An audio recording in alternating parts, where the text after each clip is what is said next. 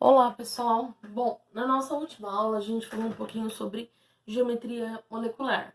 A gente falou que essa geometria molecular, que seria analisada dentro dos compostos covalentes, nada mais é que o arranjo que os ligantes desses pares de elétrons formam em torno do átomo central.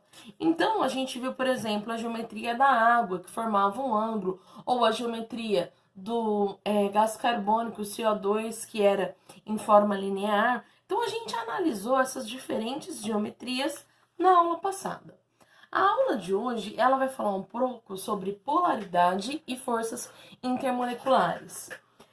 Eu definir se a molécula ela é uma molécula polar ou ela é uma molécula apolar vai me ajudar a entender muitas das propriedades do composto covalente.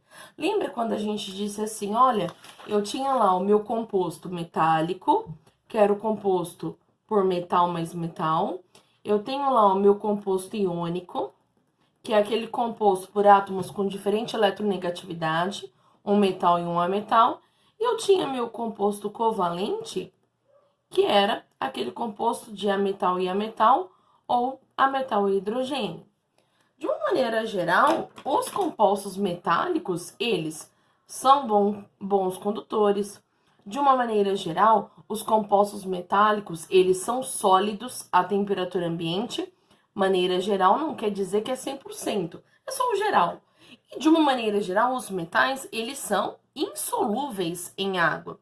Se eu pegar um pedaço de alumínio, um pedaço de magnésio, um pedaço de ferro, ele não vai se solubilizar em água. Já quanto aos compostos iônicos, os compostos iônicos, na temperatura ambiente, eles também são sólidos. Os compostos iônicos em meio aquoso, quando misturados à água ou fundidos, eles podem ser condutores. Os compostos iônicos, no geral, são compostos solúveis em água. Agora, quando eu chego no covalente, vai o problema. Por quê? Porque covalente, na temperatura ambiente, pode ser sólido, pode ser líquido, pode ser gás. A maioria dos covalentes não conduz eletricidade, mas os ácidos covalentes conduzem eletricidade. Os compostos covalentes, dentro dessa classe, eu tenho compostos que são solúveis em água e compostos que são insolúveis em água. Então, enquanto para todos os outros, para o metálico e para o iônico, eu tinha uma regra geral a seguir, no covalente eu não tenho. Então, o que vai me ajudar a saber se esse composto covalente na temperatura ambiente está sólido, líquido ou gasoso? Ou o que vai ajudar a saber se esse composto covalente ele é solúvel ou insolúvel em água, que pensando na água.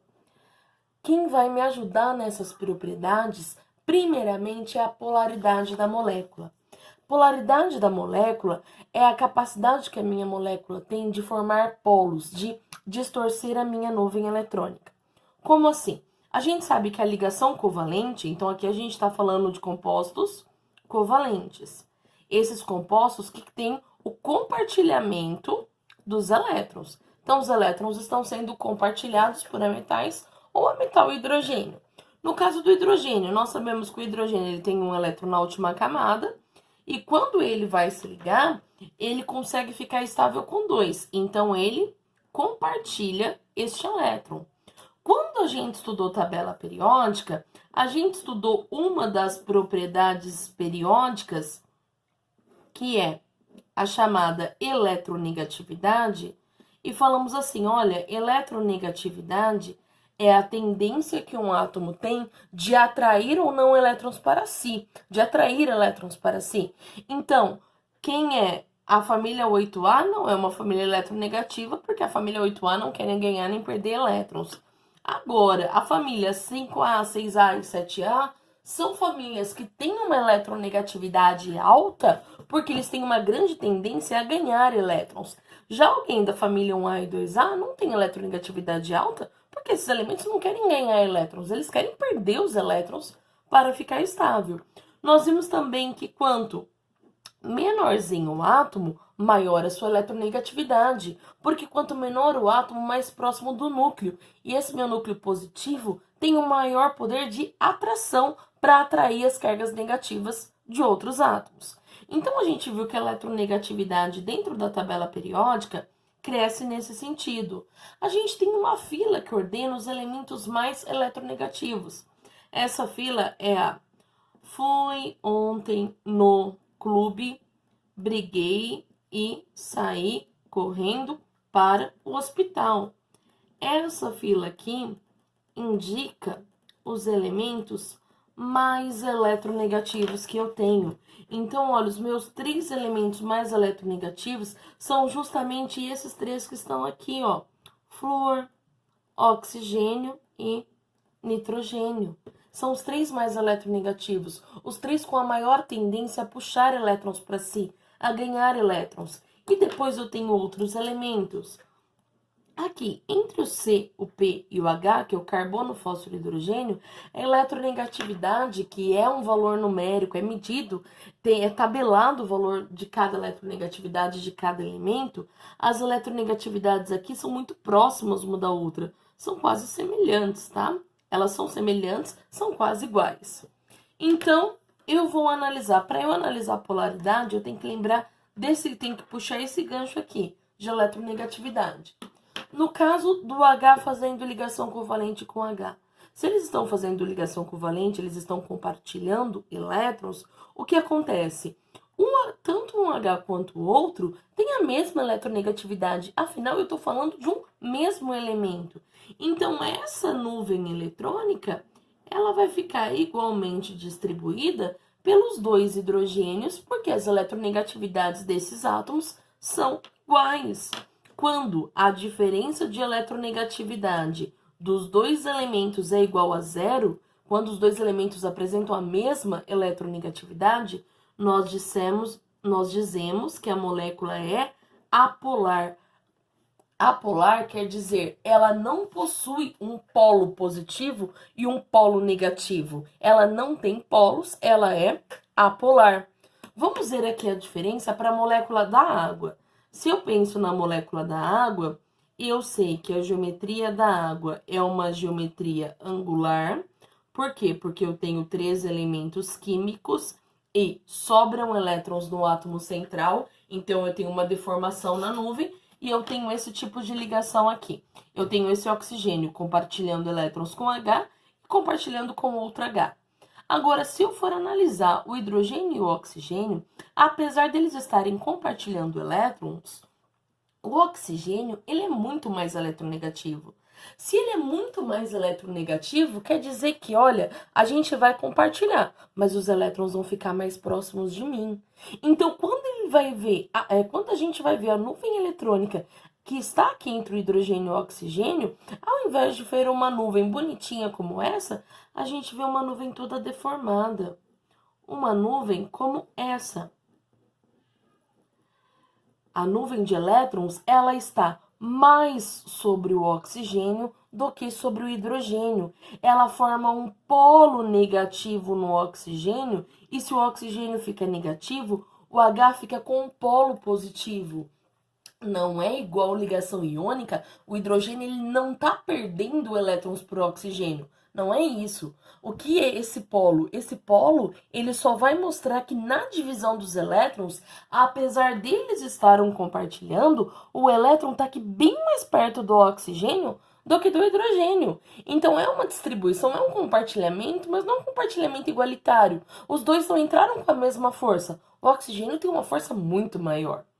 Agora aqui, ó, de novo, entre o oxigênio e o hidrogênio, de novo, o oxigênio vai puxar esse elétron aqui para ficar mais próximo a ele.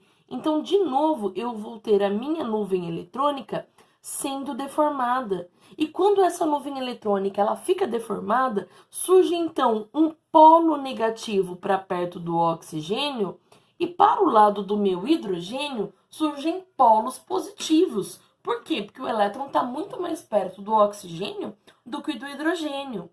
Toda vez que eu tenho uma molécula onde aparecem polos, onde eu tenho polos, eu digo que essa molécula é uma molécula polar. Polar porque ela possui polos, tá? Polar porque ela vai ter um lado que vai ser mais eletronegativo do que o outro. Ela vai ter um elemento que vai acabar puxando mais o elétron do que o outro elemento. A gente vai analisar para ver se a molécula é polar ou apolar por vetores. O professor de física já falou para mim que vocês viram vetores, né? No primeiro ano vocês veem vetores mesmo.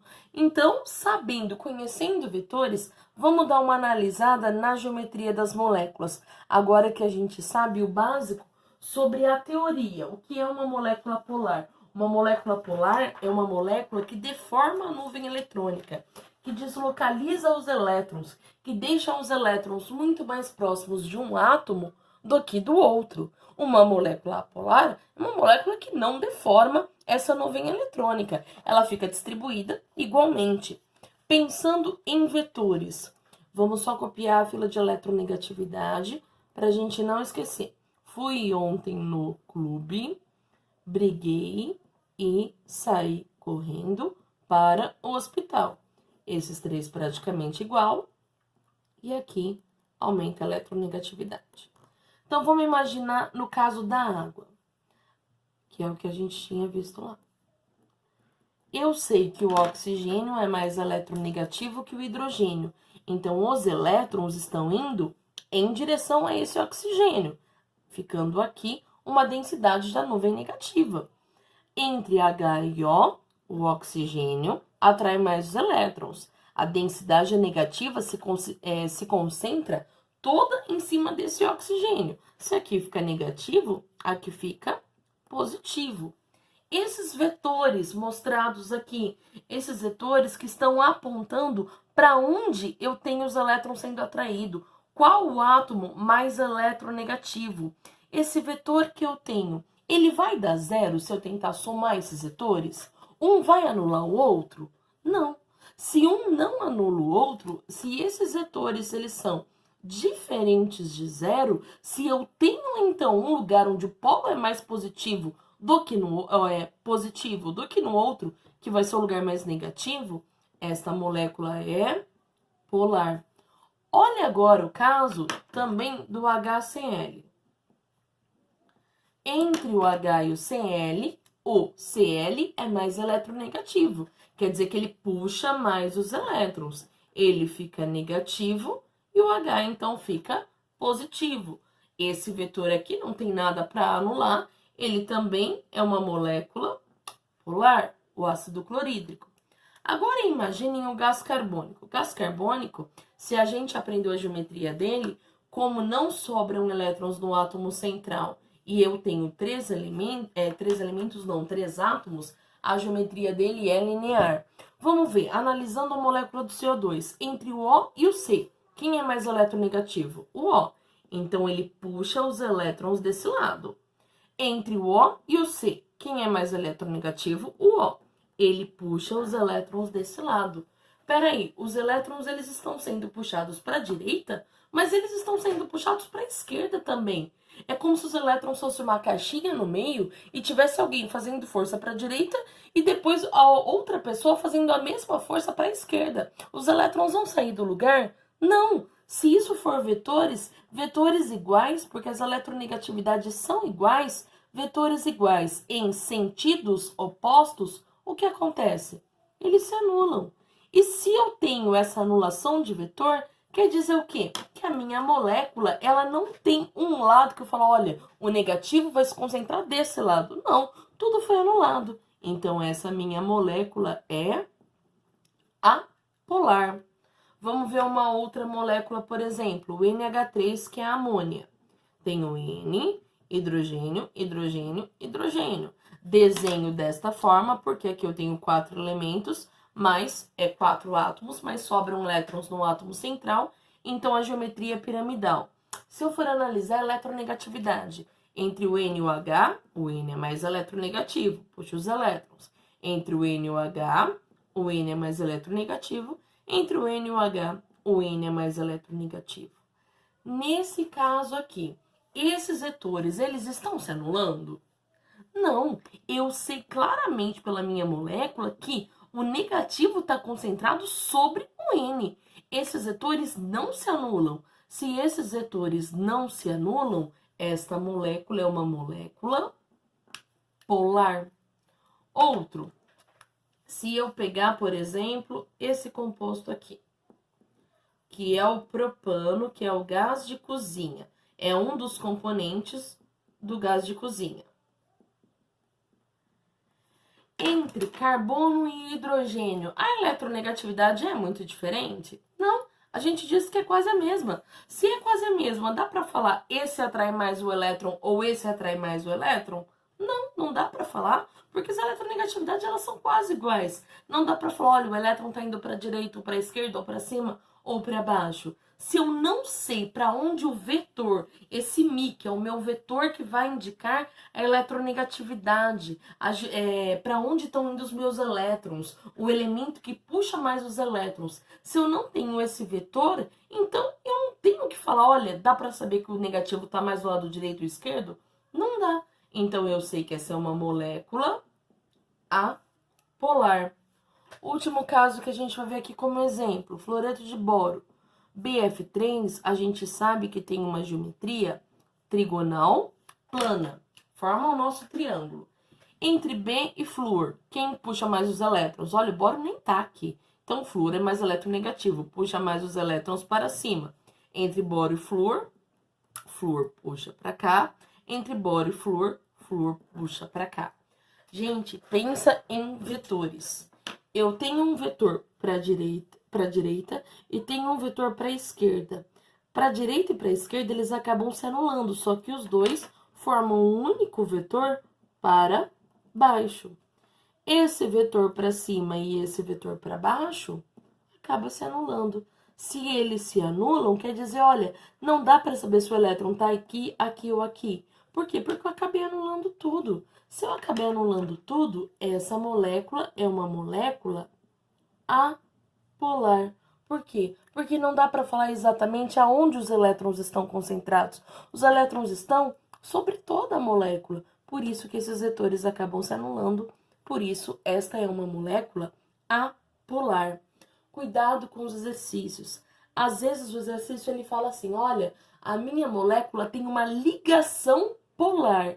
Ter ligação polar é diferente dela inteira ser polar. É o exemplo que a gente fez aqui, ó. Entre o C e o O, a minha ligação é polar. Porque o O ele puxa mais os elétrons, então ele forma um polo. Então a ligação carbono e oxigênio é uma ligação polar. Só que quando eu vou ver a molécula inteira, como os vetores, eles acabam se anulando, a molécula inteira, ela é uma molécula apolar. Então, às vezes, o exercício ele vai pedir a ligação, às vezes a molécula. No caso da água, a água apresenta ligação polar e molécula polar. O HCl, ligação polar e molécula polar. No caso do CO2 ou do BF3, a ligação é uma ligação polar. É uma ligação que forma polos. Agora, quando eu olho na molécula como um todo, ela é uma molécula apolar. Aqui mais alguns exemplos só para a gente treinar. No caso do O2, que é o O. Se são dois elementos iguais, tem como formar polos? Não, não tem como formar polo. Se não tem como formar polo, essa molécula é apolar. Se eu tenho agora, por exemplo, o ácido fluorídrico, HF. O flúor é muito mais eletronegativo que o hidrogênio. Ele puxa os elétrons, ficando aqui uma densidade negativa. Se eu tenho uma densidade negativa de um lado, do outro a densidade é positiva, porque os elétrons estão mais próximos do flúor do que do hidrogênio. Se eu formei polos, essa minha molécula é polar. Outro exemplo, SO2. Vamos olhar o SO2 e vamos olhar o SO3. No caso do SO2, eu tenho enxofre que tem 6 elétrons. E aí ele vai se ligar com o oxigênio, que também tem 6. Fazem duas ligações covalentes. Esse S e esse O ficou feliz. Só que eu tenho mais um oxigênio. Então, esse enxofre acaba fazendo uma ligação do tipo dativa. Todo mundo ficou estável. Desenhei na geometria angular porque eu tenho 1, 2, 3 átomos. E no átomo central sobrou elétron. Quando eu tenho 3 átomos e no átomo central sobram elétrons, a geometria do tipo angular. Então, beleza, ó. Desenhei aqui a minha geometria angular. Entre o S e o O, se a gente olha na fila da eletronegatividade, o O é muito mais eletronegativo que o S. Então, o O puxa os elétrons do S, fica negativo aqui. Entre esse S e o O de novo puxa os elétrons, esse lado fica negativo, esse fica positivo. Pessoal, apesar desses dois vetores, um está indo para a direita e um está indo para a esquerda, eu posso dizer que esses vetores se anulam 100%? Não, porque mesmo que eles se anulem, a lateral deles, essa lateralidade, o ir para a direita e ir para a esquerda, a somatória desses dois vetores vai dar um vetor para baixo. Então, esses vetores não se anulam. O fato deles não se anularem indica que essa molécula é polar. Já no caso do SO3, o S vai fazer uma dupla com O, uma dativa para um O e outra dativa para outro O. O S usou todos os elétrons que ele tinha. Se usou todos os elétrons, a geometria dele vai ser trigonal plana. Entre o S e o O, a ligação é polar. Densidade negativa fica no O e no O. Só que acontece que a soma desses três vetores acaba dando zero. Se essa soma acaba dando zero, se esses vetores acabam se anulando, porque os elétrons eles estão distribuídos sobre toda a molécula. Aqui, por exemplo, ó, os elétrons estão distribuídos só na parte de baixo. Aqui, só na direita. Aqui, está sobre toda a molécula. Então, não dá para falar onde é o polo positivo ou onde é o polo negativo. Por isso, nós dizemos que essa molécula é apolar. E agora vem a nossa regra prática. E a nossa regra é semelhante, dissolve, semelhante. Dentro dos compostos covalentes, eu vou ter compostos polares e compostos apolares. A regra semelhante, dissolve, semelhante quer dizer que tudo que for polar só dissolve em coisa que também é polar. E tudo que é apolar só se dissolve em coisas também apolares. O que isso quer dizer? A água. A água, a gente sabe que a água, ela é polar. Então, se eu pegar o ácido clorídrico, como o ácido clorídrico é polar, eu consigo misturar ele com a água. Ele vai ser solúvel em água. Se eu pegar o NH3 é polar, ele vai ser solúvel em água. Agora, se eu pegar o gás carbônico é solúvel em água? Não, porque esse é polar, esse é apolar. Estou falando em condições ambientes. Se eu tentar forçar, aumentar muito a pressão, eu posso até conseguir solubilizar alguma coisa. Agora, em condições ambientes, por exemplo, se eu sei que a água é polar, petróleo se dissolve na água? Quando eu tenho lá no meio do mar aquela mancha de petróleo, o petróleo se solubiliza na água? Não. Isso quer dizer que o petróleo ele é o quê? Apolar. Óleo de cozinha se dissolve na água? Não, óleo de cozinha não se dissolve, quer dizer que o óleo de cozinha ele também é apolar. Se o óleo de cozinha é apolar e o petróleo é apolar, quer dizer que se eu misturasse o óleo de cozinha no petróleo, ele se misturaria? Com certeza, porque a regra é semelhante, dissolve semelhante. Coisas polares dissolvem coisas polares, coisas apolares dissolvem outras coisas também apolares.